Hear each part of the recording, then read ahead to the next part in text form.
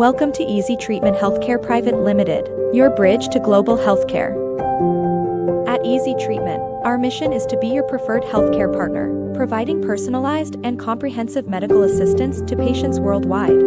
Our vision is to be a global leader in medical tourism, known for our commitment to quality, compassion, and excellence in patient care. At Easy Treatment, we cater to all patients, ensuring a seamless healthcare journey regardless of your location or background.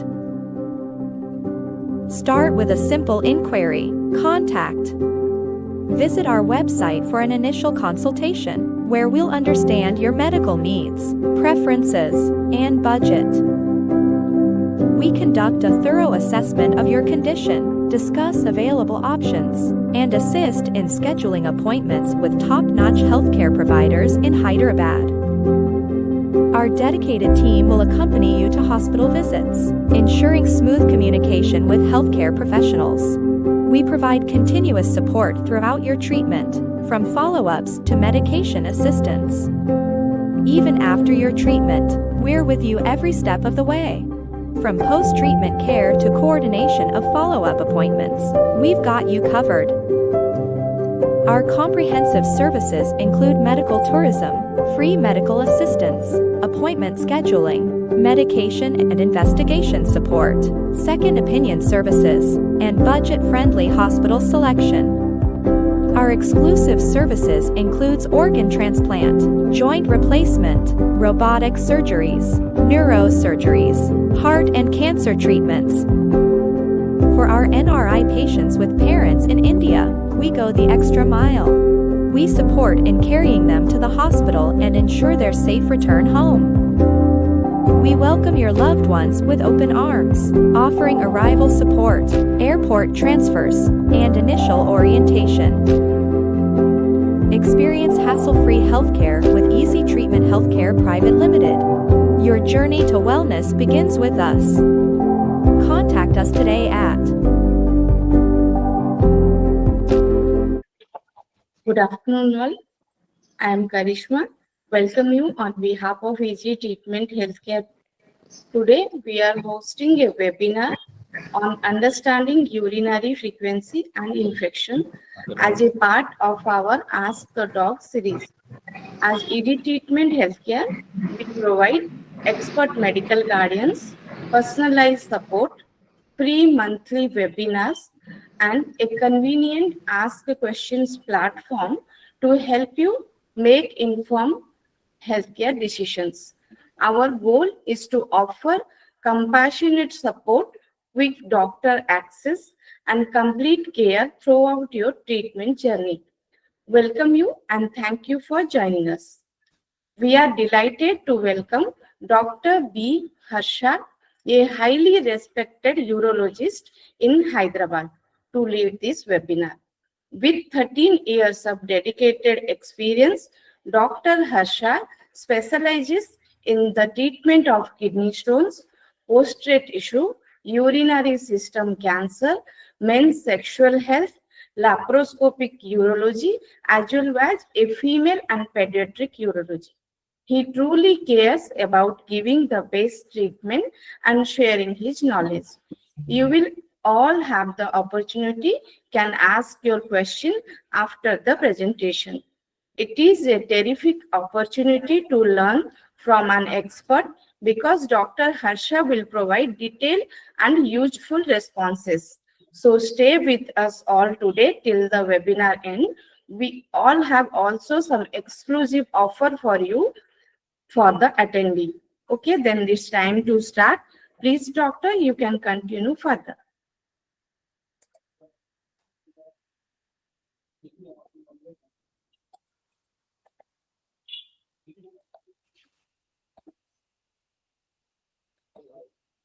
Good afternoon, one and all. I hope I am visible and audible to everyone. Yes, doctor, you are Yeah, visible. fine. Run off just a second. Double of submit.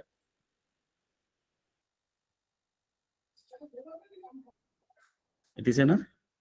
Huh?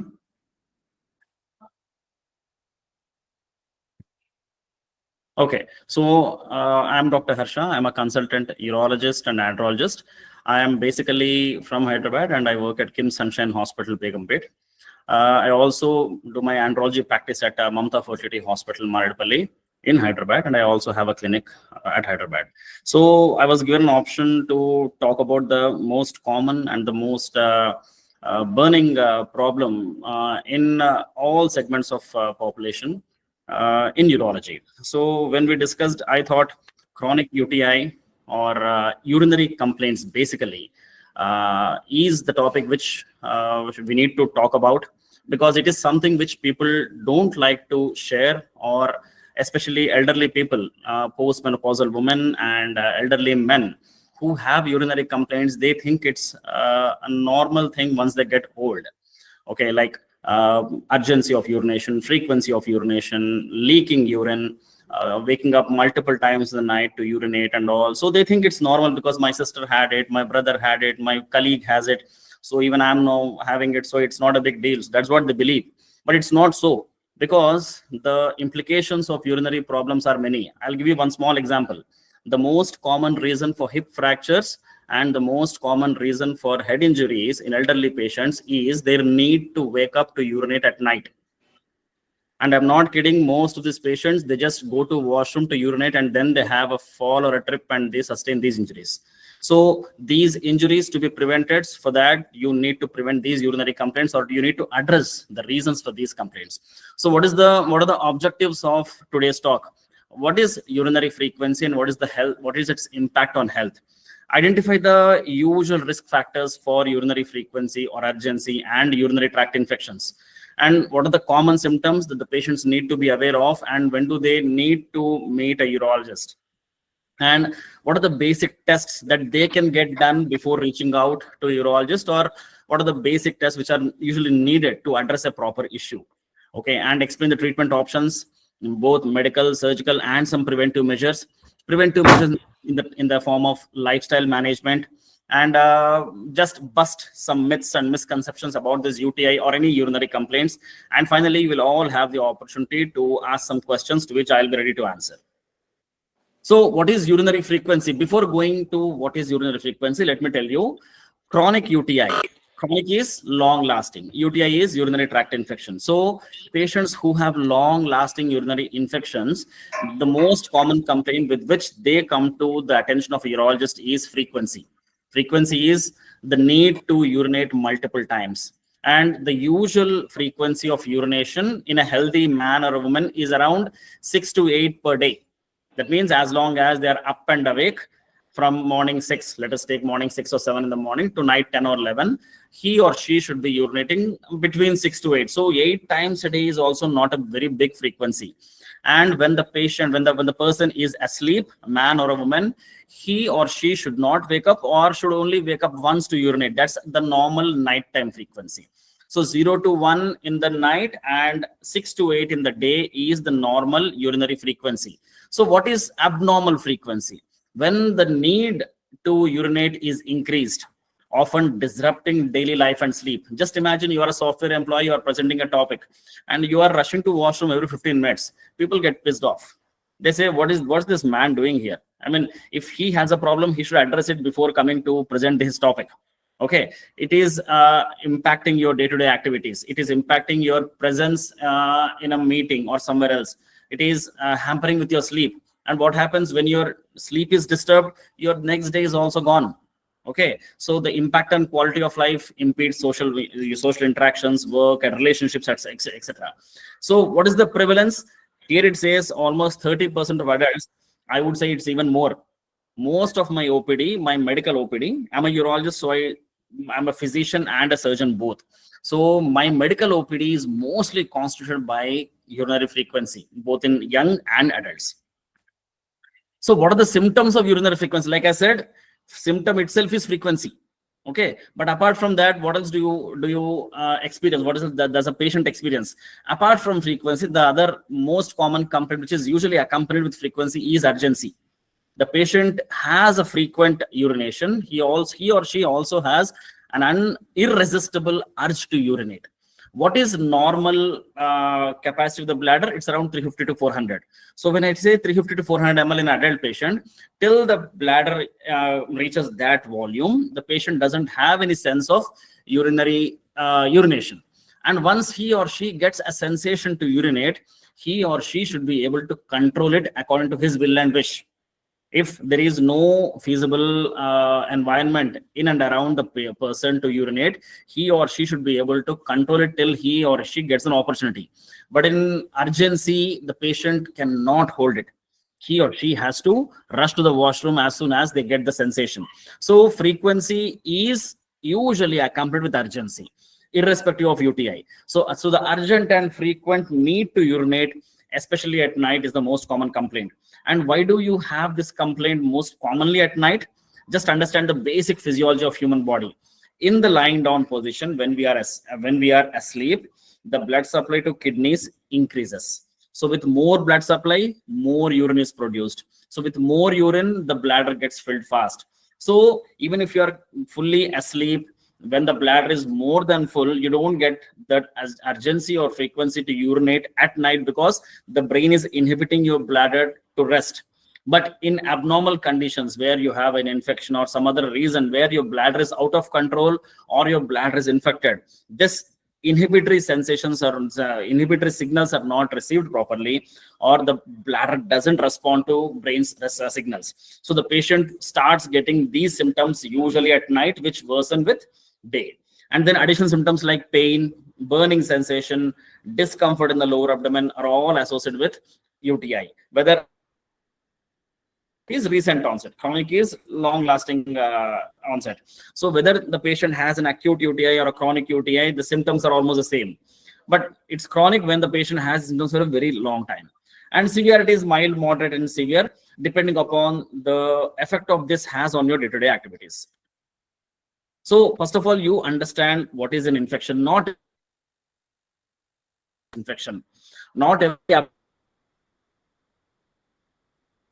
every frequency or urgency means the patient has a urinary infection. Urinary infections are usually a constellation of these symptoms like painful urination, burning sensation in the urine, frequency, urgency, and sometimes urgency with a leak before the patient reaches washroom, with or without fever. Only in the presence of these symptoms, we say that the patient has urinary infection.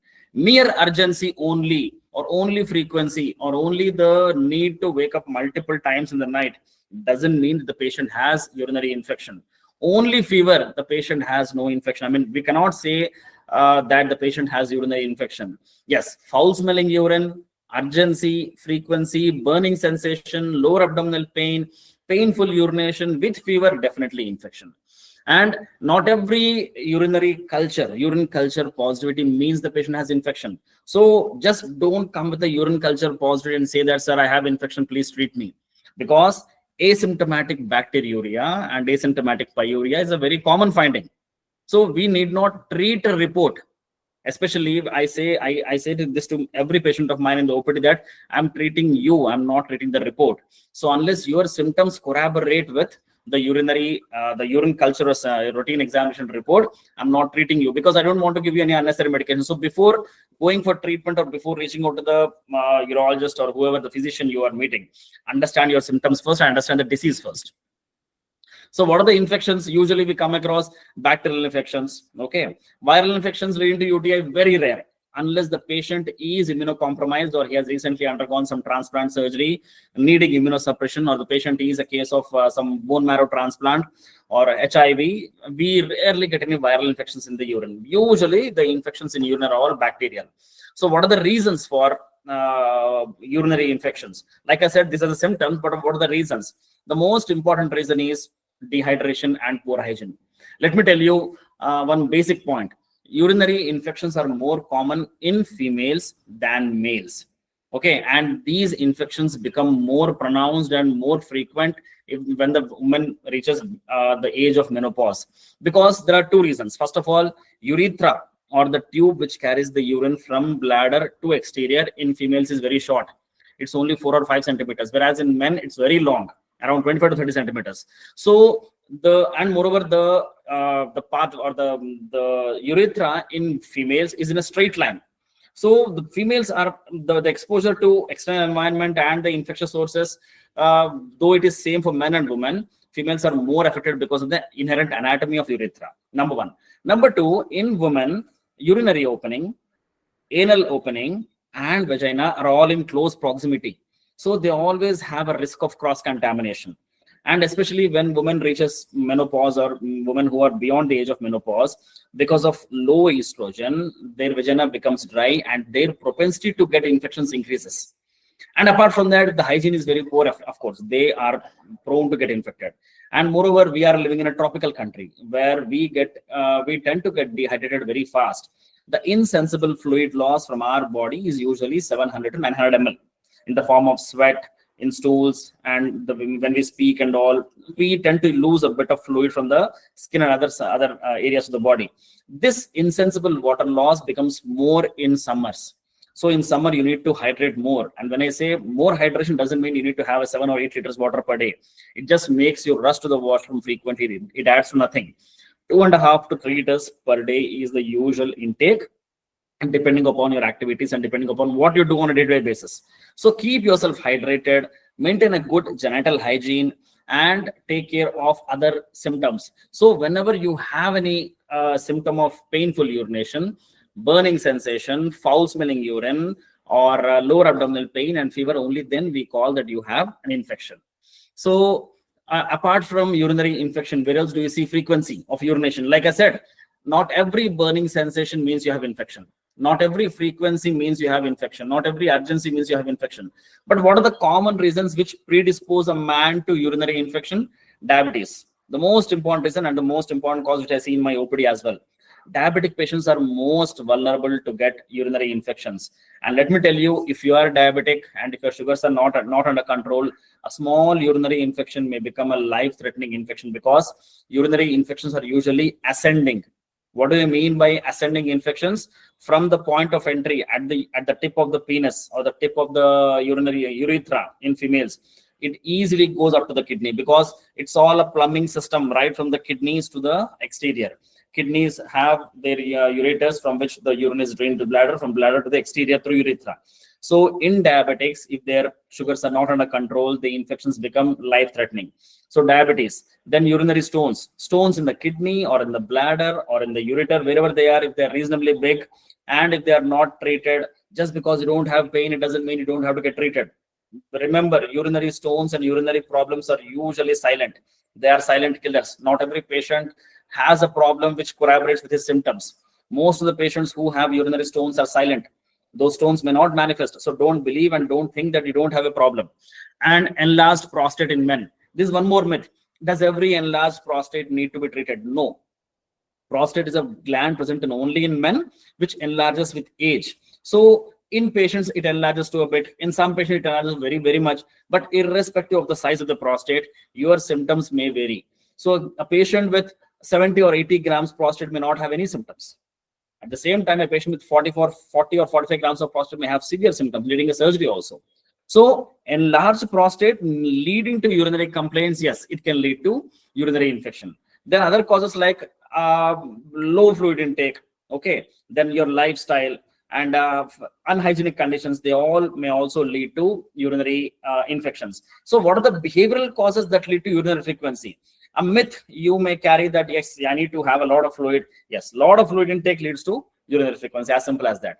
Diuretics are the foods or tablets or some medications which lead to a lot of urine. Okay, the most common example is alcohol. Alcohol leads to excess urine production that makes you run to the washroom. Okay, then lifestyle factors. An anxious personality, a stressful personality, an overthinker, always rushes to the washroom because he's always in an adrenaline rush. So maintain your composure. That's all that's going to take care of you. And some drugs may also increase your urinary frequency. So who are at high risk? Women, like I told you, because of the anatomy. Elderly patients like in women postmenopausal, and men who are suffering with enlarged prostates leading to symptoms.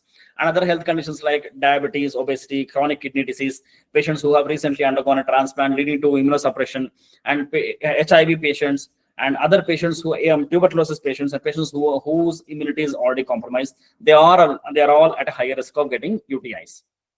So, like I told you, painful urination, foul smelling urine, blood in urine is also indicative of urinary infection. So don't think that blood in urine is indicative of cancer. No, blood in urine is also seen in cancer, but it's not seen only in cancer. So stones, urinary infections, some obstruction like prostatic enlargement, they also can lead to blood in urine. Then pain in the bladder pelvic area. So bladder is located in the lowermost abdomen, the center. So bladder area pain with these symptoms indicates infection. And if the infection is really serious, like it has gone to kidneys, especially in diabetics, the patient may present with fever with chills. And that's when the patient needs to come to the attention of a urologist immediately. So how do you diagnose? First of all, let me tell you, before doing any of this, the patient symptomatology is the most important thing. I need to see the patient. I need to examine the patient. I need to listen to the patient. Only then I'll get an idea whether the patient is actually suffering from urinary infection or am I missing something. Because like I told you, not every burning sensation means infection. Okay, some women in mid 30s and 40s, they come and say, sir, I have eaten fish and I have started experiencing this burning sensation. Yes, it is possible. In some women, like over a long term, there is a condition called interstitial cystitis, which is also called bladder pain syndrome, okay, or chronic pelvic pain syndrome. There, the patients have all the symptoms of infection, but it's not an infection. You get the urine culture, it will be negative.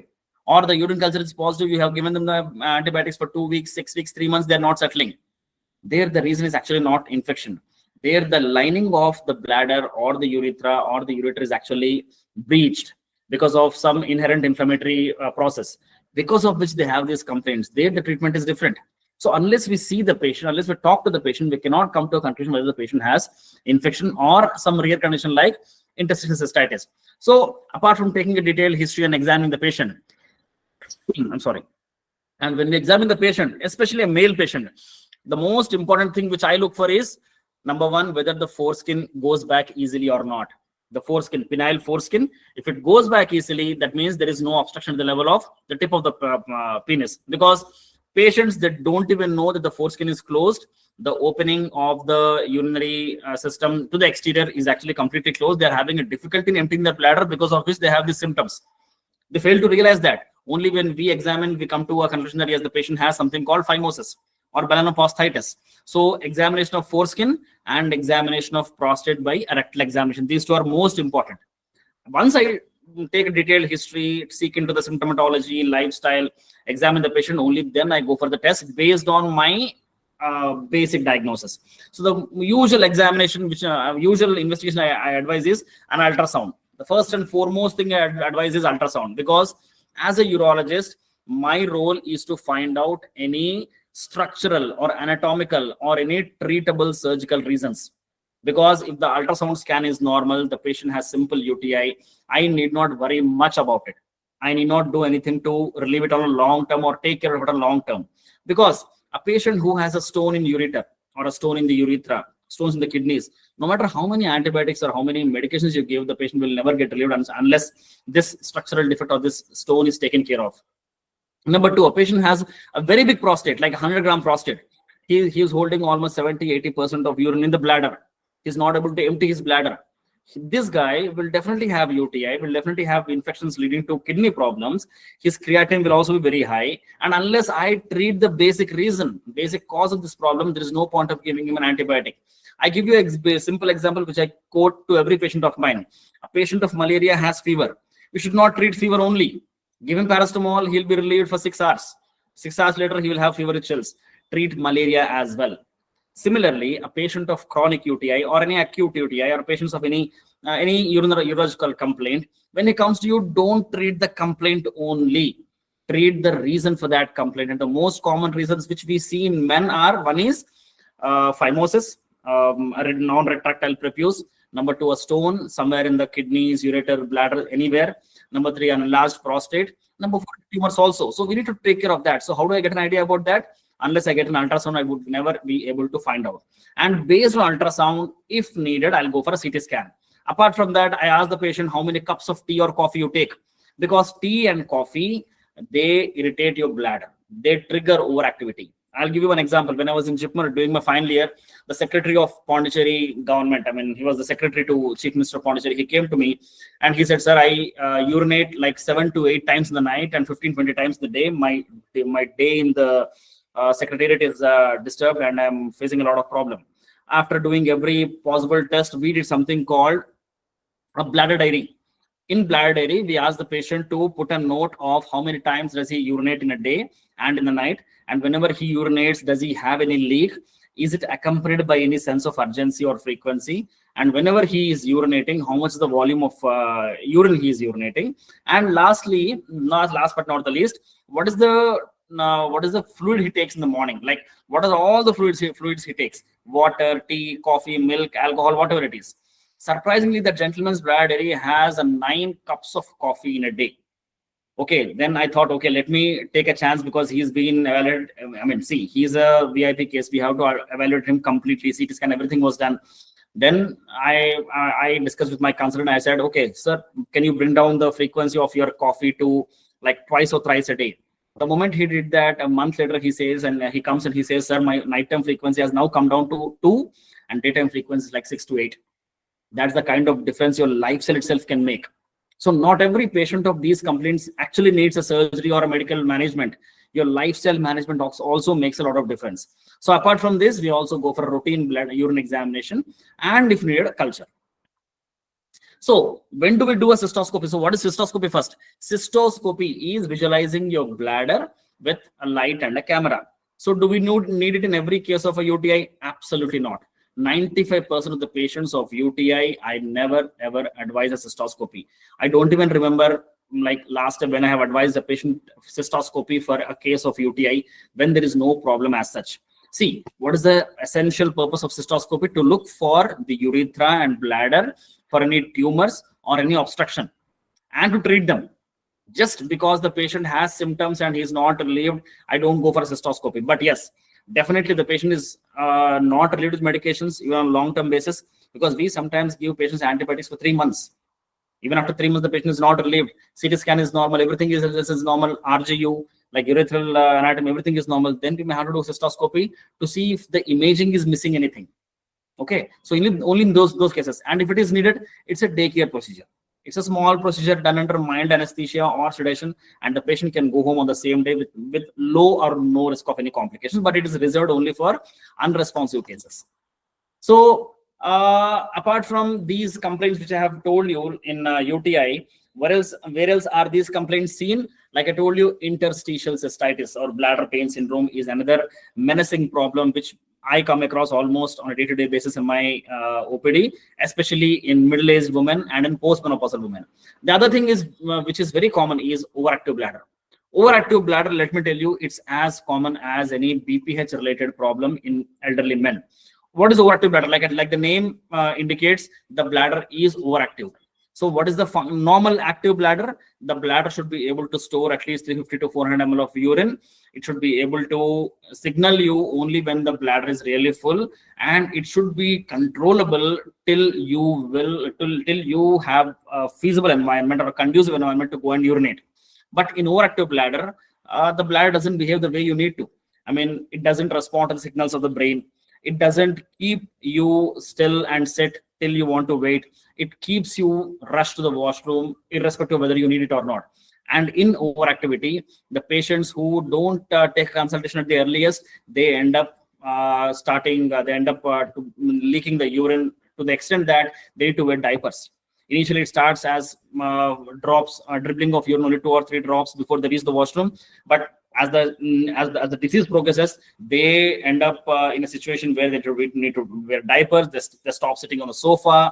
They stop using a mattress bed. They stop going and visiting their relatives' place, and they keep their bed by the side of the washroom just because they're not able to walk even few steps to reach the washroom. So that's how menacing this overactive bladder is. And even in overactive bladder, the patient's most common complaints, the only complaints sometimes are frequency, urgency, and sometimes leading to leak. So not every urinary infection has frequency.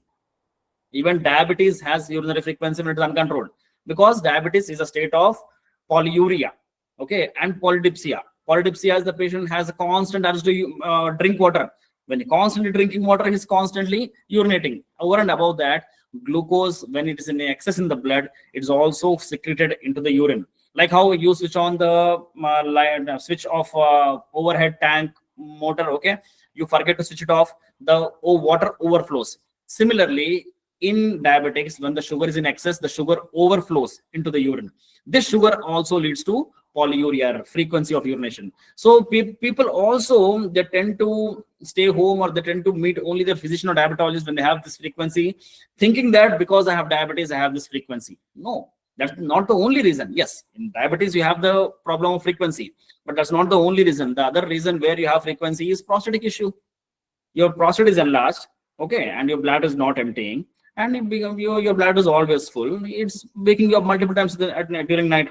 And this is in elderly patients. In young men, the common problem is stricture, urethral stricture. The urethra is narrowed down. Urethra is the tube carrying urine from the bladder neck or the bladder to the exterior.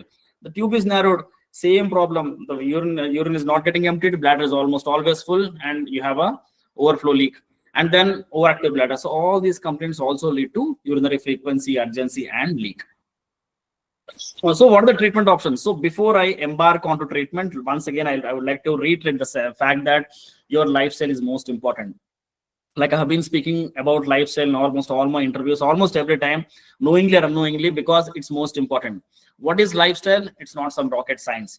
7 to 8 hours of night sleep, no or low junk, only home food, and exercise at least half an hour a day for at least 4 to 5 days a week is a good lifestyle. That's it.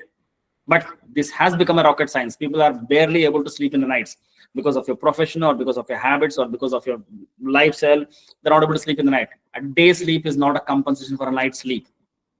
If you're not able to sleep properly in the night, it not only affects your urinary system, it also affects your fertility potential. In young men and women, the sperm counts tend to become low, ovarian reserve comes down, AMH is very low, the fertility potential comes down, PCOD sets in, and the sexual life is also hampered. So lifestyle is the most important thing. What do you mean by bladder training? Don't rush to the washroom just because you have to go and pee. It doesn't happen like that. If your urgency is not so severe, try to control your bladder. Keep counting from 1 to 10, or distract yourself. Do something else. Your bladder will get under control. Not in severe intractable cases, but in the beginning stages. Then reduce coffee or tea intake. Reduce alcohol intake, especially at the night. Apart from these things, when you have the symptoms of frequency, urgency with pain, burning sensation, and fever, yes, you definitely have infection. In that case, once you're evaluated, you need antibiotics, specific antibiotic as per your culture report. And if you have already taken an antibiotic, then there is no point of doing culture. That's how most of the patients come to me. They had already taken 3 or 4 days of antibiotics, and then they come to me. So then in that case, I don't get a culture done, because there is no point of doing it. Okay, and surgical interventions only in severe cases, when there is a surgically treatable reason, like a stone, like a tumor, stricture, prostate. Only in those cases, I end up doing surgery on these patients. And apart from that, like I told you, these are the common, this is the urinary system in men and women. The urethra, like shown in this picture, is very short in females. In men, it's not depicted properly here, but it's very long. That's the reason females tend to have more frequency of infections than men. And in men, when it comes to prostate, see, this is the prostate gland, which is present just beneath the bladder, around the urethra, which is of normal size here. And this is the urethra, the pathway through which the urine comes out. And when the prostate is normal in size, the pathway is wide and open. But if the prostate is very big in size, it compresses. Just see the difference between these two urethras. This urethra is normal, wide and open, allowing free passage of urine, whereas this urethra is compressed, inhibiting the urine to come out completely. That's the reason we need to treat prostates. And 80 to 90% of prostates, enlarged prostates with complaints, can be treated medically. Very few patients need surgery. Who need surgery? Patients who are not responsive to medical management, number 1. Number 2, patients who have formed stones in the bladder because of prostatic enlargement. Number 3, patients who have frequent blood in urine because of prostatic enlargement. Number 4, patients who have recurrent infections, chronic infections, unresponsive to medications. Yes, they need infection. They need prostate surgery. Number 5, patients whose urine is refluxing back to the kidneys. Their urine is not coming out, it is reflecting back to the kidneys, and their kidney function has come down. These patients need surgery. Apart from that, if the patient comes with mild voiding symptoms like a bit of poor stream of urine, need to strain, need to wake up multiple times in the night and all, they don't need any surgery. Okay, they can be managed with medications initially, and only when they are unresponsive, then we can think about surgery. And even if the surgery is needed, don't worry. Prostate surgery is a very commonly performed surgery by urologists on a day-to-day basis. It's as common as a man or a woman undergoing a cataract surgery in their 60s and 70s. Okay, and the results are fantastic. Off late, for the past 20-25 years, we have never opened any abdomen for prostate surgery. It's all done through the pathway of normal urination, and the laser is the one which has come to our rescue, and the results are fantastic, simply fantastic. So what are the behavioral therapies? Like I told you, first of all, you must control your intake of caffeine, coffee, tea, and then alcohol, then bladder training. Like I told you, try to increase your time, okay? And then do pelvic floor exercise. This is especially important for elderly women who have had 3 or 4 normal deliveries, normal vaginal deliveries, because with vaginal delivery, the pelvic floor muscles, they tend to become weak. These patients, these women, they not only have an urgency frequency, but they also have complaints of stress urinary leak. What do I mean by stress urinary leak? They leak urine whenever they cough, whenever they sneeze, whenever they wake up from a sitting position, whenever they lift any abdominal, any weights. And what's the reason behind this? With all these activities, their abdominal pressure is increased.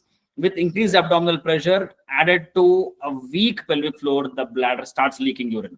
So in these patients, we also advise pelvic floor exercises, which are called Kegel's exercises. This is the same thing which I told you. Yeah, dietary modifications. Yes, people, they ask me, sir, how come diet is related to urine?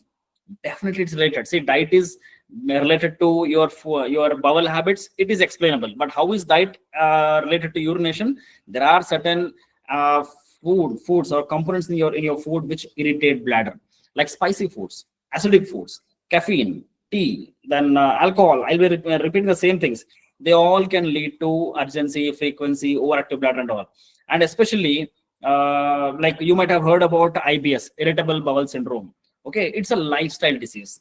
Irritable bowel syndrome is a diagnosis which a physician makes or a medical gastroenterologist makes when the patient's complaints cannot be explained by any means of investigation. And what are the usual complaints of irritable bowel syndrome?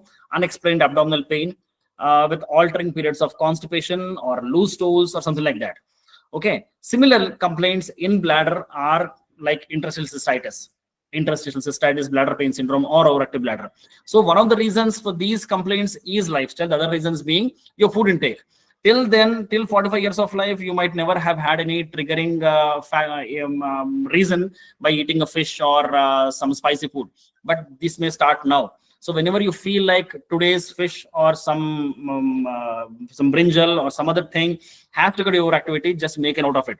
Because some foods might start triggering your overactivity and interstitial cystitis right now. From this point onwards. So beware of what you're eating, because some foods may act as triggering agents. And just by controlling the intake of those foods, your symptoms may come down significantly. And drink adequate water, but not too much of water. I tell you again, by having 5 to 6 liters of water per day, especially in winters, you will keep rushing to the washroom. There is no point of having so much of water. Depending on what you do, 2.5 to 3 liters of water per day is more than enough. Like how I'm sitting in an AC room, I go in an AC car, I don't need 3 liters of water also. 2.5 liters per day is enough. But someone who is working in the fields, who is working in carpentry, or who is doing some hard labor, he will need 4 or 4.5 liters per day because he's sweating a lot. So there is no specific amount of water intake designated or written in the textbooks. It all depends on what you do, but usually 2.5 to 3 liters of water per day for our Indian body habits is more than enough. Then healthy hygiene practices is all that's needed. What are the preventive measures? It comes down to the same thing. So what are the common myths and misconceptions? This is important. Okay, I'll tell you what are the common myths. Number one, have a lot of water so that your urinary infections are kept at bay. No, absolutely not. Okay, and yes, I may miss some myths. You can come up with your myths. Feel free to question me. I'll try to answer in the best possible way. Number two, alcohol, especially beer, flushes out stones. Is it a myth? Of course, it's a myth. Not just alcohol. Have any fluid in a good amount. It may flush off stones if they are small. like a 3 mm, 4 mm stone, up to 5 mm stone, they may pass off with good water intake. You don't have to take the excuse of alcohol just for flushing out stones. That's another myth. Number 3, frequency at night or nocturia, or the need to wake up at night multiple times, is only because of diabetes. Absolutely not. Diabetes is also a reason, but like I told you, there are multiple other reasons. Prostatic enlargement, okay, stricture, overactive bladder, infection, they also can lead to that. Okay. Number 4, my sister was leaking urine when she was 55. My mother was leaking urine as long as she was alive. Now I'm 56, I'm leaking urine, so it's a normal thing. No, urinary leak is never a normalcy. Just because you are 50, 55 or postmenopausal, you don't have to leak urine. That's a quality of life issue. You have to meet an urologist to know what is the reason for your urinary leak. Urgency induced leak is different. Stress induced leak is different. Okay. Urgency in the sense you have the sensation to urinate and you are about to reach the washroom, you are leaking. This is a different leak. But by coughing, by sneezing, by lifting weights and all, if you are leaking urine, that's a different thing. So both are different issues and need to be addressed differently. So leaking urine is not a normalcy. Okay. Every stone needs a stone surgery. Is it a myth or a fact? It's a myth. Not every stone needs a surgery. Like 4 5 mm stones in the kidney, okay, like small stones in the ureter way down, about to cross the bladder, you don't need surgery. Okay. And one more myth: laser surgery definitely leads to residual stones. Not in every case. Residual stones can remain even after an open surgery, even after a keyhole surgery, even after a laparoscopy surgery. So surgery doesn't lead to residual stones. What leads to residual stones is the bulk of the stone, the location of the stone. So just because your doctors advised you a laser surgery and now you're worried about the residual stones, don't delay the surgery. If it's needed, it's needed. So these are some of the myths which I can recollect right now, but you can come up with your own questions at the end of the topic. So when do we need to intervene in a patient complaints? Like I told you, not every patient of overactive bladder or prostatic enlargement or urinary frequency or UTI needs a cystoscopy. So cystoscopy itself is not needed. Then what's the point of doing an operation? It's needed only when the patient has a surgically treatable condition. Only surgically treatable condition, then of course that's the only thing needed. And when the patient, and a 70-year-old man walks into my OPD with a very big prostate, with a lot of residual urine, with infection, with deranged kidney function, I wouldn't wait to operate, because the longer you wait, the worse he becomes. And a patient has come up with a retention of urine, like 2 liters of urine in the bladder, and the moment you put a catheter, the entire urine is drained. I won't wait for this patient to become better with medications, because he has crossed that point of medical intervention long back. Okay, now this gentleman needs the surgery. And now there is a patient with a stone in the ureter leading to recurrent UTI or all these complaints. There is no point in waiting. An 8 mm or 9 mm stone in the ureter can never come out with medications. In fact, this stone, if it's left to pass by its own or to be managed medically, the patient's kidney will be gone. Okay. So intervention, not early, a timely intervention is needed. If it's needed, it's needed. Today or tomorrow, it doesn't matter. The only problem with urological complaints is the patients take a lot of time, because you feel that the body is giving you time. It's actually not giving you time. You are taking time. Okay, but you never know the repercussions, because kidney diseases are all silent. And these are the other myths, like women are only affected by urinary infections. No, everybody.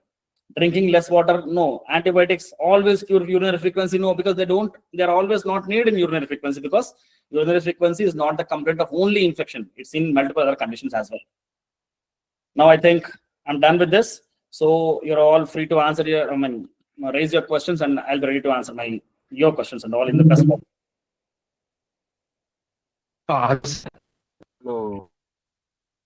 Hello, sir. Let me see you.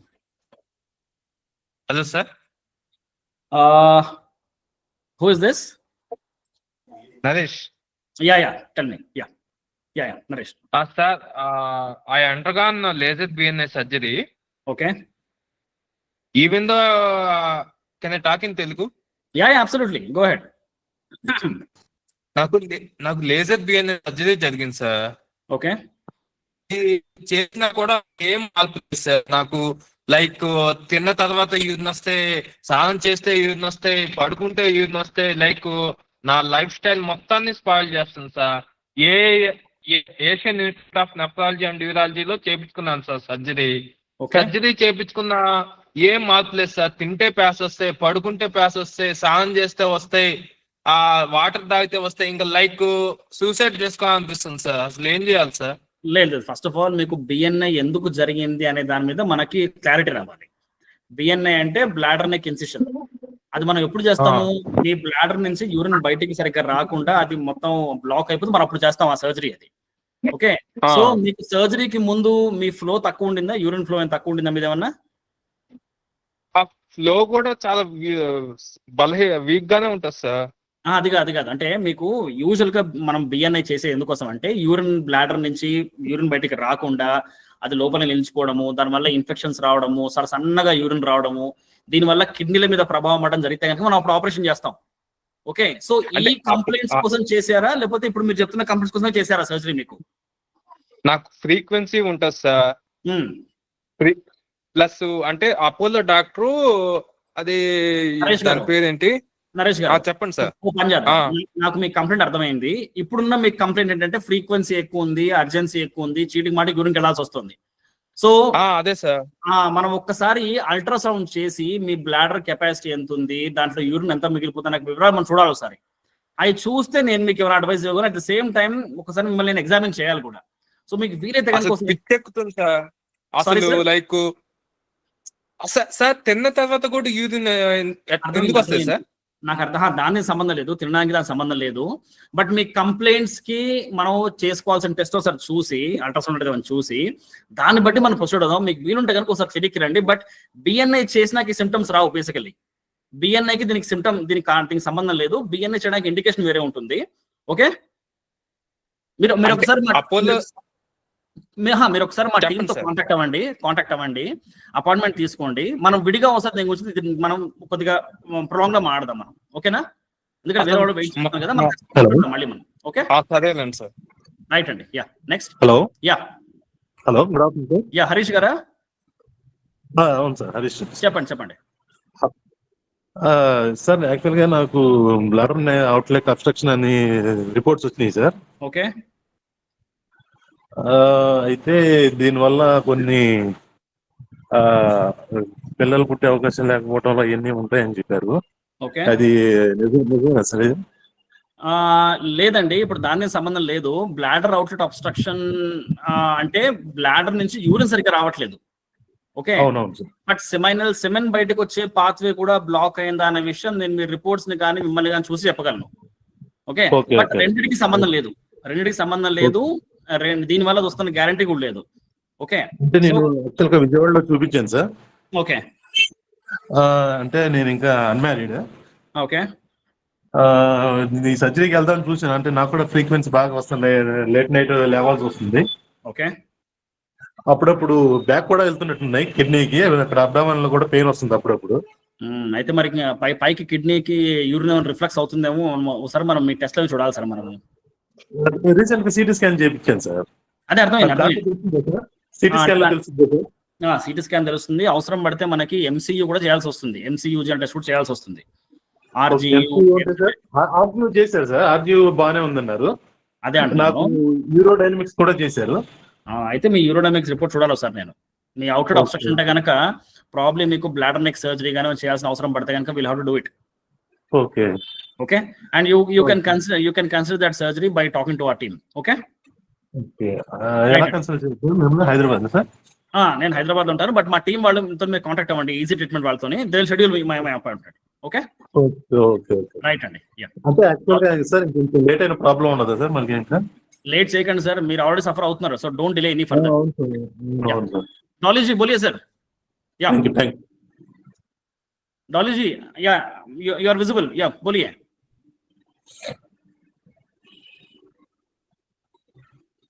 Next question. Hello sir. Yeah, Dolly ji, बोलिए.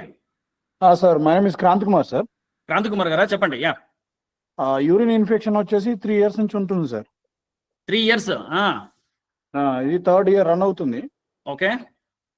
నేను ట్రీట్మెంట్కి వెళ్ళాను sir, కానీ అది కావట్లేదు sir. అది E. coli చూస్తుంది sir. E. coli చూస్తుంది కొన్నిసార్లు. సో సార్, ప్రతి ఇన్ఫెక్షన్ లో మీకు గనక రిపోర్ట్ లో పాజిటివ్ వస్తుందంటే అది ఇన్ఫెక్షన్ కాదు. అది మీకు సిమ్టమ్స్ ఉన్నాయి కాదన్ను. మీకు బర్నింగ్ సెన్సేషన్ ఉంది, ఫ్రీక్వెన్సీ ఉంది, అర్జెన్సీ ఇవన్నీ ఉన్నాయి. దాంతో పాటు మీకు కల్చర్ పాజిటివ్ వస్తుంది, బట్ ఇంతకాలం యాంటీబయాటిక్ తీసుకున్న సిమ్టమ్స్ తగ్గట్లేదు అంటే maybe it's not infection, maybe we're dealing with something called interstitial cystitis or chronic pelvic pain syndrome, okay, or chronic prostatitis. ఇలాంటి కండిషన్స్ లో కూడా సేమ్ సిమ్టమ్స్ ఉంటాయి. దానికి యాంటీబయాటిక్ కాకుండా నేను చెప్పినట్టుగా లైఫ్ స్టైల్ మెజర్స్ కొన్ని, ఆ తర్వాత కొన్ని ఆహారంలో కొన్ని మార్పులు చేర్పులు ఇవన్నీ చేస్తూ దీనికి వేరే సెట్ ఆఫ్ మెడికేషన్స్ ఇవ్వాల్సి వస్తుంది. సో మీరు కూడా ఒకసారి కన్సల్ట్ అవ్వాలి సార్. ఎందుకంటే చెప్పే కదా, first thing what I should do is I should see the patient, I should listen to patient and I should examine the patient. దాని తర్వాత టెస్ట్ కానీ, ఓకేనా? Sure sir. ఇది క్రానిక్ అనేది ఇన్ఫెక్షన్ అనేది ఉండకూడదా సార్? ఉంటదా అసలు మన టాపిక్ అది కదా, నేను కాదనట్లేదు, బట్ మనం సరైన డైరెక్షన్ లోనే ట్రీట్ చేస్తున్నావా అనేది important. Are we missing anything? ఇది కాకుండా మనం మిస్ అవుతున్నావా అనేది మనం కనుక్కోవాలి sir. Okay, I have one more doubt sir. ఏంటంటే ఇన్ఫెక్షన్ కామన్ గా ఉంటుంది, ఇది బ్లాడర్ లో ఇరుక్కోబోతుంది అని చెప్పేసి నాకు డౌట్ ఉంది సార్. ఈ ఈకోలై బ్యాక్టీరియా బ్లాడర్ లో యూరిన్ ఎక్కువ మిగిలిపోతే అది ఇన్ఫెక్ట్ అవుతుంది సార్. ఓకే, సో మీ అల్ట్రాసౌండ్ రిపోర్ట్ కానీ మన ఆర్జిఓ కానీ అలాంటివి ఉంటే కనుక ఒకసారి చూస్తే better. At the same time మనం ఎగ్జామిన్ చేయాల్సి వస్తుంది సార్. ఓకే, ఓకేనా? రైట్ అండి. నెక్స్ట్ యా లక్ష్మణ్ గారా? లక్ష్మీరెడ్డి సార్. లక్ష్మీరెడ్డి గారు చెప్పండి సార్. రీసెంట్లీ మీ క్లినిక్ వచ్చాను సార్ నేను, చెప్పండి అయితే నెక్స్ట్ డేనే ఆ పెయిన్ సివియర్ అయిపోయి నేను హాస్పిటలైజ్ అయిపోయాను సార్. ఒక 5 days ఇక్కడ ఓమ్ని క్లినిక్ నాకు మా వాళ్ళు కాల్ చేశారు కూడా. కరెక్టే, చెప్పండి. డాక్యుమెంట్స్ మీకు షేర్ చేశాను, బట్ నాకైతే ఇప్పుడు పెయిన్ అంత సివియర్ గా లేదు, కానీ నా ఫీలింగా లేకపోతే రియల్ పెయిన్ ఉందా అనేది మైల్డ్ పెయిన్ నాకు అలా తెలుస్తుంది sir. Left side right side. ఆ రోజు నాకు గుర్తున్నంత వరకు మీ సిటీ స్కాన్ లో స్టోన్ ఉండింది, దాని ట్రీట్మెంట్ అయిపోయిందా? స్టోన్ ఏం లేదు సార్. దాంట్లో వాళ్ళు చెప్పింది ఏంటంటే ఇన్ఫెక్షన్ ఫామ్ అయింది, పైన సిస్ట్స్ ఉన్నాయని చెప్పేసి అన్నారు. అయితే మరి ఇంకా ఇప్పుడు అప్పటికంటే సిమ్టమ్స్ బెటర్ అన్న ఇప్పుడు ఇంకా? ఇప్పుడైతే ఫీవర్ ఏం లేదు, పెయిన్ ఏం లేదు సార్. యూరిన్ పాస్ చేసేటప్పుడు కిడ్నీ ప్లేస్ లో మైల్డ్ పెయిన్ అనిపిస్తుంది. అది నా సైకలాజికల్ ఫీలింగా లేకపోతే రియల్ పెయిన్ ఉందా అనేది నేను నోటీస్ చేయలేకపోతున్నాను. అదే మీకు అప్పుడు ఇన్ఫెక్షన్ ఏదో వచ్చి ఉంటుంది తెలిసి, సెటిల్ అయిపోయి ఉంటుంది. సో సెటిల్ అవుతున్న టైంలో కొంతమందికి పెయిన్ ఉండడం సహజమే. ఓకే, ఒక 2-3 weeks టైం ఇవ్వండి. అప్పటికి కూడా తగ్గకపోతే మనం ఒక అల్ట్రాసౌండ్ రిపీట్ చేసి చూద్దాం. Okay sir. ఓకే, రైట్ అండి. Next next I'm from Srinagar. Sheikh Riyaz गारा? यस, मैं श्रीनगर से बोल रहा हूँ. हिंदी में पिछली बार बात किए थे मुझसे. हाँ जी, आप पहले भी बात की थी. कैसे हो आप? मैं बिल्कुल आप ठीक है ना सर? अरे एकदम बढ़िया, बोलिए. मेरा एक रिक्वेस्ट है सर, मेरे पास और प्रोस्टेट की प्रॉब्लम थी 2 साल से. 30 ग्राम मैंने अल्ट्रासाउंड किया, उसमें 30 ग्राम आ गया. ठीक है. तो जो मीडियम लो प्रोमिनेंट है, मीडियम लो. हाँ, बड़ा मुझे अर्जेंसी आती थी, पेशाब की बार बार आता था. तो मैं अल्फो लेता था. अल्फो के बाद मैंने सोलोडाल 8 mg ले लिया, लेकिन कोई फर्क नहीं हुआ. उसके बाद मुझे डॉक्टर ने कहा था कि आप यूरोफ्लोमेट्री कर लो. तो मैंने किया वो कल, तो उसमें 9 ml पर सेकंड आ गया. वो कम है ना, फ्लो कम है, काफी कम है. अब उसने रोली फ्लो रखा, ओडी रखा. रोली फ्लो ओडी टैबलेट 10 दिन आप लिया, वो ठीक है सर मेरे लिए? नहीं, अभी आप वो टैबलेट लेने से आपको ठीक लग रहा है? आज मैंने पहली दफा लिया है वो टैबलेट, आज ही ले लिया मैंने वो. नहीं, वही तो कह रहा हूँ, आप एक 15 दिन लेके देखिए. अच्छा, देखिए प्रॉब्लम क्या है कि आपको सिम्टम्स है, आपको परेशानी हो रही है, लेकिन आप बार पेशाब आ रहा है, बीच में कभी होता है. आपका प्रोस्टेट छोटा है, 30 ग्राम्स बहुत बड़ा साइज नहीं है. अच्छा, तो अगर मान लीजिए आपका प्रोस्टेट का साइज 50-60 ग्राम्स होता है या 70 ग्राम होता, तो हम आपको अभी तक सर्जरी किए हो जाते, मतलब आपका सर्जरी हो जाता. अच्छा, क्योंकि मेडिसिन से जो जिसको फर्क नहीं पड़ता है उनको हम ऑपरेशन नहीं करते हैं. लेकिन आपका छोटा प्रोस्टेट है, इसलिए डॉक्टर आपका सर्जरी करने से पहले सारे ही मेडिसिन देके देखना चाहता है कि आपको कुछ फर्क पड़े उससे. यूरोफ्लोमेट्री उसने किया मुझे. हाँ, वो देखिए, मतलब आप मुझे बता रहे हो ना, 9 ml पर सेकंड बहुत काफी कम स्पीड है. तो अगर मान लीजिए तो ये दवाई, नई दवाई से आपको कुछ फर्क पड़ता है, तब आपको सर्जरी कराने की जरूरत नहीं है. वो मेडिसिन आप लाइफ लॉन्ग इस्तेमाल कर सकते हो. लेकिन अगर इससे उसने कहा है, तब आप एक बार सोचिए, आपको भी प्रोस्टेट सर्जरी से काफी फर्क पड़ सकता है.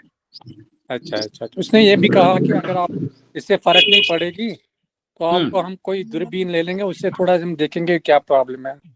एग्जैक्टली, वही तो सिस्टोस्कोपी, उसके बारे में कह रहा था ना भी, सिस्टोस्कोपी. हाँ जी, मैं नहीं पता मुझे. हाँ वही तो, मतलब लाइट और ब्लैडर डाल के दूरबीन के द्वारा आपके पेशाब के रास्ते को जांच करेंगे, देखेंगे कि कुछ प्रॉब्लम है कि नहीं, वाकई प्रोस्टेट ही प्रॉब्लम है या कुछ और प्रॉब्लम है, वो देखने के लिए है।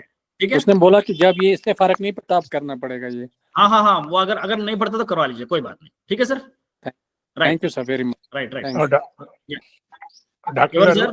అమర్నాథ్ గారా? చెప్పండి సార్, చెప్పండి సార్. అవునండి అవునండి సేమ్ ప్రాబ్లమ్, ఫ్రీక్వెంట్ యూరినేషన్, తర్వాత కూర్చొని లేవగానే పరిగెత్తాల్సి వస్తుంది సార్ యూరిన్ కు. ఎంత సార్ వయసు ఎంత సార్? అయితే 73. అయితే ప్రాస్టేట్ ఇష్యూ ఉండొచ్చేమో కదా, స్కాన్ ఏమైనా అయిందా? నేను చేపించానండి, అది చేపించేస్తే 30 ఉంది. 30 ఉంటే 30 అంతకన్నా ముందు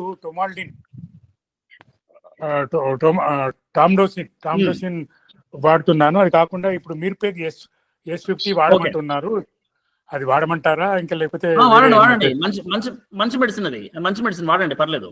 అది మీర్పేగ్ S50 అనేది ఇచ్చారు, మంచి మంచి మంచి టాబ్లెట్, అది వాడండి. మీరు మందులు వాడి చూడండి, అప్పటికి కూడా ఇంప్రూవ్మెంట్ లేకపోతే మనం కలుద్దాం ఒకసారి, ఓకేనా? Right sir, right sir, thank you. Vinay Khandelwal ji बोलिए सर. सर हमको 3-4 साल पहले ना स्टोन हुआ था किडनी में. ठीक है.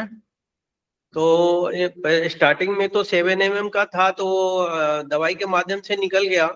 ठीक है. और उसके बाद 3 mm का हुआ, 2 mm का हुआ 2 बार. ठीक है. तो वो भी निकल गए. लेकिन 2 साल के बाद मैंने अल्ट्रासाउंड करवाई थी. तो उस टाइम में डॉक्टर ने कहा कि हल्का सा प्रोस्टेट आपका बढ़ा हुआ है. आपका एज क्या है सर? मेरी अभी 55 रनिंग है. ओके. और अब क्या हो रहा है इन दिनों, तकरीबन 15-20 दिन से लेफ्ट साइड में हल्का हल्का पेन होता है. वॉशरूम जब जाते हैं तो वो ठीक हो जाता है. आपका स्टोन का कुछ किया गया है या उसको ऐसे छोड़ दिया गया है? नहीं, ये स्टोन निकल गया, मैं अल्ट्रासाउंड करवाया था, स्टोन नहीं है. ठीक है, क्योंकि देखिए अल्ट्रासाउंड में हमें स्टोन के बारे में पूरा इन्फॉर्मेशन नहीं मिलता है, क्योंकि स्टोन के लिए सबसे बेस्ट इन्वेस्टिगेशन सीटी स्कैन होता है. ठीक है, तो अगर मान लीजिए सीटी स्कैन में भी आपका स्टोन नहीं है, तब हम मान सकते हैं कि आपका स्टोन निकल गया है, क्योंकि स्टोन पे रहते हुए भी कभी कभी आपको ये दर्द, मतलब दर्द ना हो या दर्द हो सकता है. तो आप जैसे कह रहे हो आपका स्टोन का ही सिम्टम लग रहा है, तो उसके लिए आपको एक बार सीटी स्कैन कराए तो सही रहेगा, क्योंकि आपका दर्द ठीक नहीं हो रहा है इसलिए. अच्छा, हम लेफ्ट साइड जब टर्न हो करके लेटते हैं ना, तो उस साइड में सुनपन महसूस होता है लेफ्ट साइड. तो ये स्टोन का कोई मसला नहीं है, ये प्रॉब्लम है आपका रीढ़ की हड्डी का. ठीक है. तो अगर आपका स्पाइन का भी कुछ इश्यू है, कुछ डिस्क प्रोलैप्स है या कुछ स्पॉन्डिलोसिस है, उसमें भी आपको सिम्टम्स हो सकता है, तो उस सिनेरियो में आपको मिलना पड़ेगा एक ऑर्थोपेडिशियन से. ठीक है. अच्छा, राइट सर, राइट. हमें डॉक्टर प्रोवाइड किया था यूरिमेक्स D टैबलेट. वो पेशाब के लिए ना? हाँ, ले सकते हो, थोड़ा स्लो है मेरा. फ्लो थोड़ा स्लो है. इससे कुछ फर्क पड़ा? ये टैबलेट से कुछ फर्क पड़ा? जब मैं टैबलेट लेता हूँ तो ठीक रहता है. तो सर आपको ये टैबलेट आपको लाइफ लॉन्ग कंटिन्यू करना पड़ेगा, आपको ये टैबलेट रोकना नहीं चाहिए. अच्छा. ये लाइफ लॉन्ग कंटिन्यू करना है, ताकि आपका समस्या दोबारा ना आए, नहीं तो आपको सर्जरी की जरूरत पड़ सकती है फिर बाद में. ठीक है. ओके सर, कभी मैं आऊँ तो आपसे मिलूं हैदराबाद में सर? बिल्कुल बिल्कुल, हमारे इजी ट्रीटमेंट वालों से आप संपर्क में रहिएगा, वो आपका अपॉइंटमेंट शेड्यूल कर देंगे, उसमें क्या है. ठीक है. हमारे वो ओझा जी हैं, अपने ही हैं. बिल्कुल बिल्कुल बिल्कुल, ओझा जी से बात कीजिए, मिल सकते हैं हम लोग अपने ओपीडी में कभी भी. ठीक है. Okay sir, thank you. Right sir. Harish Kumar गारू. ओके. जनार्दन गारू. ఓకే. కిస్మత్ బేగం జీ, హరీష్ కుమార్ గారా? మాట్లాడాను సార్. అయిపోయిందా? ఓకే. యా నెక్స్ట్ ఎవరండి? हेलो, नमस्ते सर. नमस्ते मैडम, बोलिए. हेलो. सर मेरी एज 43 है. ओके. मेरे को 13-14 इयर्स से जब से मेरे को यूरिन में इन्फेक्शन रहता है, मैं कुछ एंटीबायोटिक लिए तो कम हो जाता है. अभी तो बहुत मैं कहीं जा नहीं सक रही सर, पूरा मेरे को लीकेज हो जा रहा. समझ गया मैडम. तो आपका सिम्टम्स क्या है? बर्निंग सेंसेशन है, जलता है पेशाब में? जी सर, कभी अगर हेवी चिकन विकन खा ली तो जलता है, नहीं तो नॉर्मली बहुत यूरिन आता सर. तो आपका यूटीआई नहीं है, आपका तो ओवर एक्टिव ब्लैडर है. जी समझ गए. आपको कुछ चिकन खाने से, मसालादार खाना खाने से, मतलब कुछ नमकीन खाने से, उससे आपको जल रहा है, लेकिन आपका मेन कंप्लेंट अर्जेंसी, फ्रीक्वेंसी और लीक है। लीक है सर, ऊपर आपका हो गया इन्फेक्शन तो नहीं है। वॉशरूम निकल रहा था। जी सर। हाँ, ये आपका इन्फेक्शन नहीं है, आपका ओवर एक्टिव ब्लैडर है। इसका तो टैबलेट चलेगा आपको, एक टैबलेट अच्छा। काफी है, लाइफ लॉन्ग लेना पड़ेगा। यही तो ऐसा मैडम सा मकसद है ये टॉपिक का आज का, कि हर यूरिनरी समस्या इन्फेक्शन नहीं है। जी। ऐसे कई तो सारे प्रॉब्लम है जिसको जी पेशेंट्स मानते हैं कि इन्फेक्शन है, तो आपको जी टैबलेट लेना पड़ेगा। वो टैबलेट जो भी है हम आपको एक बेसिक एग्जामिनेशन के बाद, ये एक टेस्ट के बाद हम दे सकते हैं। तो आप हमारे जी टीम से मिलिएगा, एक बार मेरा अपॉइंटमेंट लीजिए, मैं आपको बता देता हूँ मैं, ठीक है? ठीक है सर। हाँ, आपका ये मेरे को इन्फेक्शन, घबराइए नहीं, आपका ओवर एक्टिव ब्लैडर है, वो ठीक हो जाएगा, मतलब दवाइयों से ठीक हो जाएगा, कोई बात नहीं, ठीक है? और एंटीबायोटिक ठीक ज्यादा है, मत लीजिएगा, फिर बाद में कभी काम नहीं करेंगे वो दवाइयाँ। अच्छी बात है सर। आपका एड्रेस? ये आपको हमारी टीम वाले बता देंगे मैडम, ठीक है? Okay sir, okay, thank you right sir. Right, okay, next. Hello ఎవరండి? సాయి సాయి కుమారా? కుమార్ సార్. సాయి అవును కుమార్ సార్. చెప్పు. సార్ మాకు అప్పుడు సర్జరీ చేసిరు కదా సార్. నాకు గుర్తులేదబ్బా, ఏం సర్జరీ? బార్కోసిలిస్. వారికోసిల్ మన సర్జరీ ఎంతకాలం? రైట్ రైట్ రైట్, నువ్వే కదా, ఎట్లున్నావు? బాగున్నాను సార్. చెప్పు. సార్ అదే సెమన్ సేమ్ అలానే అప్పర్ తొందరనే రిలీజ్ అవుతుంది సార్. దీనికి సంబంధం లేదు కదబ్బా. ఇప్పుడు వారికోసిల్ సర్జరీ చేయడానికి కారణం ఏంటి? సిమెన్ పారామీటర్స్ అబ్నార్మల్ గా ఉండడం కోసం చేసాం అది. ఓకే, సిమెన్ అర్లీగా బయట రావడం అనేది మనం ప్రీమెచ్యూర్ ఎజాక్యులేషన్ అంటాం. సో ఆ సమస్యకి ఈ సమస్యకి సంబంధం లేదు. అండ్ నీ ఏజ్ గ్రూప్ లో 25-26 ఇయర్స్ ఏజ్ గ్రూప్ లో ప్రీమెచ్యూర్ ఎజాక్యులేషన్ కి మోస్ట్ కామన్ రీజన్ యాంగ్జైటీ. ఎక్కువ ఆలోచించడం, స్ట్రెస్ గురవడం, దానివల్లే అవుతుంది. దానికి నీకు ట్రీట్మెంట్ పెద్దగా అవసరం పడదు. బట్ తగ్గకపోతే కనుక ఒకసారి మన క్లినిక్ రా, నీ క్లినిక్ తెలుసు కదా నీకు, దాని మెడిసిన్ రాస్తా. సరేనా? ఈ రోజు రావాలా రేపు రావాలా? వచ్చే 8 o'clock వచ్చి క్లినిక్ వచ్చే వాడు. Okay, thank you sir. Right, ఆరోగ్యం బాగుంది సార్, మీ దయ వల్ల అయితే నాకు ఓకే అనిపించింది. వెరీ గుడ్ అబ్బా, very good, thank you, thank you, thank you. Next question. There are some few questions on chat, sir. Doctor, please try to answer them. Mr. Prakash and other people have already asked. Lakshmi Reddy and Dolly, they have already asked. Okay, Mr. Lakshmi Reddy, Manish Mehta, is it okay to take PMB-JP medicines? My father has been prescribed Sedocin. Mehta ji, I really don't know how to answer this question, because few patients are responding to these medications and few patients are not responding, because the problem is whether the disease is not being identified properly and the medicine is not the one which is supposed to be given, or the medicine is really not working. Nobody can answer the question. So unless I see the patient, I can't comment about it. But yes, in general, it is safe to take these medications, but all depends on how better the patient becomes after taking these medications. Then the next question, Mr. Prakash, my prostate is normal, no stones, but E. coli UTI is repeating. See, because the prostate is normal and there are no stones, it doesn't mean you cannot get UTI, urinary infection.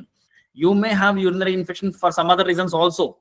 Like I told you, first of all, Mr. Prakash ji, I don't know how old you are. Okay, whether you are a young guy or an old guy, I don't know. Okay, if you are old and if your prostate is normal, then we might be missing some other reasons like overactive bladder or underactive bladder or some stricture, because of which your urinary infection may be repeating.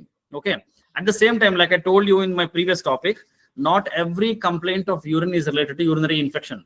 Some complaints like overactive bladder, okay, interstitial cystitis, chronic prostatitis can also lead to symptoms which mimic UTI. So like I'll keep reiterating the same fact. I need to see the patient, I need to talk to the patient, and only based on that I may advise few investigations, based on which I may come to some conclusion. So just because your urinary report has given some infection, report of infection doesn't mean you have infection. So better you meet and we can discuss about it. Then Mr. Prakash again, I think this is the same question. Karishma Mahalik, okay, fine, sorry, I'm suffering from chronic UTI. That answered. That question is answered. Lakshmi Reddy is also answered. Any more questions? The last one, Miss Bani. Vani Priya, I'm having foul smelling urine. Foul smelling urine is indicative of infection. But apart from that, do you have other symptoms which I have just discussed? Frequency of urination, urgency of urination, frequency and urgency with urinary leak, burning sensation in the urine, lower abdominal pain, and fever. You don't have to, you need not have all these symptoms. A set of these these symptoms, few of them are indicative of urinary infection. So if you have these complaints along with false filling urine, yes, you will definitely need a short course of antibiotics. But initially, if you are okay with 1 week of antibiotics, then it's okay. If not, then you need to be given 2 or 3 weeks of antibiotics. But before that, we need to get an ultrasound scan to rule out any other reasons like any stones or any tumors and all. Only then we can go for long-term antibiotics. Then Mr. Prakash again, does chronic UTI result in kidney stones? Definitely yes. If the urinary infection is not being treated, if you have just left it to heal by nature, definitely it may lead to kidney stones. And in that case, you need to get evaluated, because unresolved or unresponding or untreated UTI can definitely lead to infections. Not only infection stones, it may also lead to cancers in the bladder, which is a bit scary, but it's a fact. Mr. Ramarao Venkata, yes, sir. Okay, unfortunately, you missed my talk today. When will be the next location? When next talk? I don't know, sir. But the location to meet me, sir, you can come into contact or touch with my team, Easy Treatment team. I work at Kim Sunshine Hospital, Begumpet. I'm here from 10 to 4 every day, 10 a.m. to 4 p.m. Then I see my patients in my clinic at Anand Bagh. Okay, I'll also share my PS number in this session. I mean, you can talk to my Easy Treatment team. They'll let you know my PS number so that you can contact me in my clinic also. And I sit in the clinic in the evenings itself from 7:30 to 9 p.m. Any more questions? Or can we wind up the topic?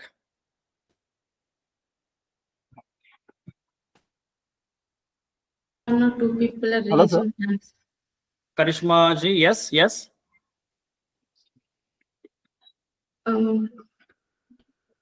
Mr. Janardhan Gola, you want to ask a question? Yeah, Sir, yeah. Good afternoon, sir. Good afternoon, Japandi. Sir, 3 months back, my papa 6 years, sir, tana age. Okay. Frequency of urination unte doctor general physician దగ్గరికి వెళ్ళాము. ఆయన ultrasound చేసి కొద్దిగా infection లాగా ఉందని ఒక antibiotic రాశాడు sir. Okay. అప్పుడు కొద్దిగా తగ్గింది, కానీ మళ్ళీ ఇప్పుడు కూడా అట్లాగే ఫ్రీక్వెన్సీగా వెళ్తుంది. అంటే ఏదన్నా చెప్పండి. అంటే ఫ్రీక్వెన్సీ అంటే తను మామూలుగా ఏదైనా పనిలో ఉన్నప్పుడు ట్రావెలింగ్ లో అట్లా ఏం అనట్లేదు, కానీ తనకు ఫోన్ ఎప్పుడైనా ఇవ్వబోతున్నామని యాంగ్జైటీ అట్లా వచ్చినప్పుడు నేను యూరిన్కి వెళ్ళి వస్తాను, లేదంటే పడుకునే ముందు నేను యూరిన్కి వెళ్ళేసి వస్తాను అని అట్లా అంటుంది సార్ ఫ్రీక్వెంట్ గా. ఎగ్జాక్ట్లీ మీరు చెప్పినట్టుగా యాంగ్జైటీ వల్ల, ఇంకోటి పిల్లల్లో కొద్దిగా యాక్టివ్ గా ఉండే పిల్లల్లో ఇలాంటి సిమ్టమ్స్ ఉంటాయి. ఇది నిజంగా ప్రాబ్లం కాదు ఇది. ఓకే, పిల్లల్లో 15 ఏళ్ల వయసు దాకా బెడ్ లో యూరిన్ పోయడం, రాత్రి ఇప్పుడు పడుకున్నప్పుడు యూరిన్ పోయడం నార్మలే. Okay, of course that's a life style issue, but అది మీరు దాన్ని ఒక ప్రాబ్లం గా భావించలేవు. ఓకే, నెంబర్ 2, పిల్లలు క్లాస్ లో కూర్చున్నప్పుడు లేకపోతే ఆడుకుంటున్నప్పుడు అప్పుడప్పుడు చాలా ఫ్రీక్వెంట్ యూరిన్కి వెళ్తుంటారు. వాళ్ళకి ఆ సమస్య ఎప్పటికీ ఉండదు, అప్పుడప్పుడు ఉంటుంది, అప్పుడప్పుడు ఉండదు. సో ఇది ప్రాబ్లం కాదు. బేసికల్లీ ఫ్రీక్వెన్సీ ఆఫ్ యూరినేషన్ ఇవన్నీ ఏంటంటే పిల్లలు కొంతమందికి పర్సనాలిటీ వైజ్ గా కొంతమందికి ఉంటాయి. మనం వాళ్ళకి బ్లాడర్ ట్రైనింగ్ ఇవ్వాలి. అంటే ఇలా యూరిన్ వచ్చినప్పుడే ఇమ్మీడియట్ గా మీరు ఇమ్మీడియట్ గా వాష్రూమ్కి వెళ్ళకుండా 1, 2, 3 అలా ఒక 10 లెక్క పెట్టుకొని డీప్ బ్రీత్ తీసుకొని కంట్రోల్ చేసుకోవాలని వాళ్ళు నేర్పిస్తే కనుక, బ్లాడర్ ట్రైన్ చేస్తే కనుక ఆటోమేటిక్ గా వాళ్ళకి అలవాటు అయిపోతుంది. బట్ అది కాకుండా దాంతో పాటు పిల్లలు చెప్పలేకుండా ఉంటే కనుక, బర్నింగ్ సెన్సేషన్ గా ఉంటే కనుక మనం ట్రీట్ చేయాలి. సో ఓన్లీ ఫ్రీక్వెన్సీ ఒకేషనల్ గా ఉంది అంటే మీరు కంగారు పడకండి, మీ పాపకి ఏ సమస్య లేదు. ఓకే ఓకే సార్, ఒకవేళ if required we will come and yes any time sir, any time. yes, thank you sir. Okay అండి, you welcome. Okay sir. Hello sir. Yeah, ఎవరండి? రామారావు అండి. రామారావు గారు చెప్పండి సార్. సార్ యాక్చువల్లీ నాకు యూరిన్ ప్రాబ్లమ్ చాలా రోజుల నుంచి ఉంది. డాక్టర్స్ ఒకసారి కన్సల్ట్ చేస్తే వాళ్ళు అల్ట్రాసౌండ్ చేయించమంటున్నారు. కానీ ప్రాబ్లం ఏంటంటే అల్ట్రాసౌండ్ చేయించాలంటే నీళ్ళు తాగాక అది యూరిన్ పాస్ అవ్వదు తొందరగానే. అది చాలా యూజువల్లీ ఒకసారి బ్లాడర్ ఫుల్ ఉన్నాక టెస్ట్ చేస్తారు, చేసిన తర్వాత మళ్ళీ ఖాళీ అయ్యాక చేస్తారు కదా. ఆ ఖాళీ అవటానికి కూడా నాకు అవ్వదు ఆ టైంలో. 1 hour 2 or 3 hours లో అవ్వదు. అది మేబీ 7-8 hours తర్వాత కొద్దిగా అది పాస్ అయ్యాక, అప్పుడు దానివల్ల నేను అల్ట్రాసౌండ్ కూడా చేయించుకోవట్లేదు. అంటే మీకు ఈ కంప్లైంట్ కేవలం అల్ట్రాసౌండ్ రూమ్ లో వస్తుందా, లేకపోతే మామూలు కూడా ఇలాగే ఉంటుందా? మామూలుగా కూడా యూరిన్ ప్రాబ్లం ఉంటుంది, తొందరగా వెళ్తే ఫాస్ట్ గా కొద్దిగా స్లోగా వెళ్తుంది. అయితే ఖచ్చితంగా మనం స్ట్రక్చర్ లాంటి ప్రాబ్లం ఏదో డీల్ చేస్తున్నాం ఇక్కడ, మీకు ఆర్జియు లాంటి టెస్ట్ కూడా చేయించాల్సిన అవసరం పడచ్చు. ఆర్జియు అంటే ఏంటండి, ఏం టెస్ట్ అది? Blood test? ఆర్జియు అంటే మనం ఆ యురేత్ర అంటే మూత్ర నాళం ఏమన్నా కొద్దిగా సన్నబడిందా, అదేమన్నా పూడుకుపోయిందా అనే విషయం, అనే యాంగిల్ మనం ఆలోచించాలి మీ విషయంలో. మీ ఏజ్ ఎంత sir? 55 sir. So prostate issue ఉండొచ్చు. కానీ ప్రాస్టేట్ నేను ఈ మధ్య జస్ట్ బ్లడ్ టెస్ట్ చేయించాను, క్యాన్సర్ ఉందో లేదో, దాంట్లో అయితే లేదు, అది లేదు. Don't do that. ఇప్పుడు పిఎస్ఏ టెస్ట్ అనేది ప్రతి ఒక్కరికి అవసరం పడదు. అది ఓకే, ప్రతి పేషెంట్ కి పిఎస్ఏ చేయాల్సిన అవసరం ఉండదు. పిఎస్ఏ రైజ్ అన్న ప్రతి పేషెంట్ క్యాన్సర్ ఉందన్న గ్యారంటీ లేదు. అండ్ ప్రతి క్యాన్సర్ లో పిఎస్ఏ రైజ్ అవ్వదు. And PSA is not indicative of your prostate size. Prostate size ఎంత ఉందనేది ఒకటి మీ డాక్టర్ మిమ్మల్ని ఎగ్జామిన్ చేసి చెప్తారు, ఇంకొకటి మీ అల్ట్రాసౌండ్ రిపోర్ట్ తెలుస్తుంది. సో ఖచ్చితంగా మీరు ఓపీడీకి వచ్చి కలవాల్సిన పేషెంట్ మీరు. ఓకే, కానీ అల్ట్రాసౌండ్ అంటే నా మెయిన్ ప్రాబ్లం ఇప్పుడు యూరిన్ వెళ్ళకపోతే అప్పుడు ఏంటి సొల్యూషన్ ఏంటి? అప్పుడు నాకు అప్పుడు వెంటనే అది అంత నీళ్ళు తాగానంటే నాకు తొందరగా వెళ్దని నాకు తెలుసు, అది చాలా ప్రాబ్లం క్రియేట్ చేస్తుంది. వస్తున్నట్టు అనిపిస్తుంది కానీ వెళ్దాం. అర్థమైంది సార్, అర్థమైంది. మీకు ఏదో స్ట్రక్చరల్ ప్రాబ్లం ఉంది లోపల, మనం దాన్ని డీల్ చేయాలి తప్పదు. So unless we meet in the clinic or my OPD in KIMS hospital, I don't think I can give you any suggestion, because ఒకటి ప్రాస్టేట్ సైజ్, ఇంకోటి స్ట్రక్చర్, ఈ రెండు మనం రోడ్ చేసుకోవాలి మీ కేసులో. ఎందుకంటే మీకు సివియర్ గా అవుట్లెట్ ప్రాబ్లం ఉంది, మీకు అవుట్లెట్ మీద పూర్తిగా ఓపెన్ అవ్వట్లా, యూరిన్ ఫ్రీగా రావట్లా మీకు, అదంతా మనకు కనుక్కోవాలి. ఓకేనా? ఓకే, రైట్ అండి.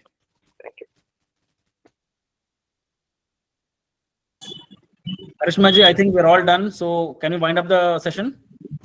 Yes. Excuse me, sir. Just 1 second. Yeah, ఎవరండి? Kranthi Kumar sir. Sorry, Kranthi Kumar sir. మరి క్రాంతి కుమార్ గారు చెప్పండి. Kranthi Kumar garu. Sir, when I trace something, just నాకు ఇన్ఫర్మేషన్ ఏముందంటే, మనకి యూరిన్ లో అంటే ఆ బ్లాడర్ లో ఎపిథీలియల్ సెల్స్ ఉంటాయని తెలిసింది సార్. ఓకే, అంటే ఎపిథీలియల్ సెల్స్ ఏమవుతుందంటే అక్కడ బ్యాక్టీరియా అనేది అక్కడ హైడ్ అవుతుంది, that cannot be affected with antibiotics. Okay, therefore it takes it's chronic disease actually. Okay. So we need to go with like tablets, chronic ఎక్కువగా long term antibiotics వెళ్ళాలి అని నేను తెలుసుకున్న కొన్ని వీడియోస్లలో చూసాను సార్. ఎపిథీలియల్ సెల్స్ అనేవి bladder లో కాదు, మొత్తం బాడీలో ఉంటాయి. బాడీ మొత్తంలో ఉంటాయి, మన అరచేతుల్లో ఉంటాయి, అరికాళ్ళలో ఉంటాయి, మొహంలో ఉంటాయి, కళ్ళల్లో ఉంటాయి, కాళ్ళు ఎక్కడ పడితే అక్కడ ఉంటాయి. సో ఎపిథీలియం అనేది ఒక సర్ఫేస్ లైనింగ్, అది ఇప్పుడు మన స్కిన్ కూడా ఎపిథీలియమే. ఓకే, సో బ్యాక్టీరియా అనేది ఎక్కడైనా ఉండొచ్చు, అండ్ యూజువల్ గా బ్యాక్టీరియా ఉండేది ఎపిథీలియల్ సెల్స్ మధ్యలో. ఓకే, సో దాన్ని మనము అరికట్టడం కోసమే యాంటీబయాటిక్స్ అనేవి ఇస్తుంటాం. సో ఇక్కడ ఏమి ఇంపార్టెంట్, ఒకటి మనం ఇందాక చెప్పినట్టుగా మలేరియాలో వచ్చే జ్వరాన్ని మాత్రం ట్రీట్ చేస్తున్నామా, మలేరియాని కూడా ట్రీట్ చేస్తున్నామా? సో మీకు వచ్చిన యూటీఐ ట్రీట్ చేస్తున్నావా, అది important. Okay, at the same time initial గా మనం ప్రతి పేషెంట్ కి వారానికో 10 రోజులకో మందులు రాస్తాం. దాంతో సెట్ అవ్వకపోతే we give the patient 6 weeks course of antibiotics. అప్పటికి కూడా అవ్వకపోతే we give patients up to 3 months of antibiotics when we have excluded every other reason. మిగతా కారణాలన్నింటినీ మనం గనక ట్రీట్ చేసినా కూడా ఇన్ఫెక్షన్ తగ్గకపోతే అప్పుడు మనం దాన్ని క్రానిక్ యూటీఐగా భావిస్తాం, చాలా ఎక్కువ కాలం మనం దాన్ని ట్రీట్ చేస్తాం. సో యాంటీబయాటిక్స్ అనేవి మాత్రమే ట్రీట్మెంట్ కాదు ఎప్పుడు కూడా పేషెంట్ కి ఇన్ఫెక్షన్ కి. ఓకే, దానికి మనం కారణం కనుక్కొని దాన్ని ట్రీట్ చేయాలి. ఎపిథీలియల్ సెల్స్ లో యాంటీ బ్యాక్టీరియా ఉండడం అనేది సాధారణ విషయం. ఓకే, దానికి సంబంధం లేదు sir. Okay, next. Okay, Harish గారా చెప్పండి. సార్, కిమ్స్ లో సండే సర్జరీస్ చేస్తారా సార్? లేదబ్బా, సండే కుదరదు. చూడండి, సండే నేను రావడానికి రెడీగా ఉన్నా, ఆపరేషన్ థియేటర్ లో పనిచేసే సిస్టర్స్ కానీ టెక్నీషియన్స్ కానీ వాళ్ళు రావాలి కదా. Okay, okay. సో ఎమర్జెన్సీలు ఎప్పటికీ అవుతాయి, ఎమర్జెన్సీ సర్జరీస్ 24/7 అవుతాయి. ఎలక్టివ్ సర్జరీస్ ప్లాన్ చేసి సర్జరీస్ మాత్రం హాలిడేస్ సండేస్ కావు, నాదన్నే కాదు ఏ డిపార్ట్మెంట్ వాళ్ళు కావు. బట్ మా దగ్గర ఎమర్జెన్సీలు అవుతూనే ఉంటాయి, 24 hours అవుతూనే ఉంటాయి, కంగారు పడకండి. టైమింగ్స్ ఏంటి సార్ అన్నారు? 8 to మార్నింగ్ 10 to 4 నేను ఓపీడీలో ఉంటాను ఇక్కడ మన కిమ్స్ సన్షైన్ బేగంపేటలో. కిమ్స్ సికింద్రాబాద్ కాదు, KIMS sunshine Begumpet. Okay, okay. yes. Okay Karishma ji? Okay, sir. Okay, sir. Shall we wind it up? Yes, sure. Okay, thanks a lot, Easy Treatment team, for this opportunity. Thanks a lot. Okay, yeah. Thank you, doctor. Actually, we have, due to the less time, we have to wind up our session now, but we have some special offer for our attendees. If you want to book your appointment today, you will only pay the registration fee of 150 rupees and the 1000 rupees of doctor consultation fee, which will be completely wiped from us, and you will get 20% off on treatment cost as well. Please make a note. Whoever will be booked the appointment for video consultation, they will not get this benefit. The doctor will be available at Kings and Begumpet and in their personal clinic as well. So please don't hesitate to call or WhatsApp us on the same number like 900-1766 to book your appointment or any additional help also you want, any treatment recommendations and all. Our committed staff is always available there to assist you in every steps. And also we are seeing some few people are already booked their appointment. So today maybe there is a less time to take a more appointment. So I'm seeing my team. Please, Ashwini, just check if there is any possibility to book appointment today, or we should extend the time. Yeah, ma'am, I'm checking. Madam, what is the doctor's name? Doctor name is Mr. Dr. B. Harsha. Okay. Oh, sorry, ma'am, we can't take any appointment for today. Okay. So actually, as per the less time we have, so we are just extending the offer for tomorrow. Whoever wants to take the appointment, they can call and book their appointment on the same number and all. So we can just forward your meeting and date and schedule. So thank you all the participants who have joined on our webinar and make this webinar interactive. Thank you all.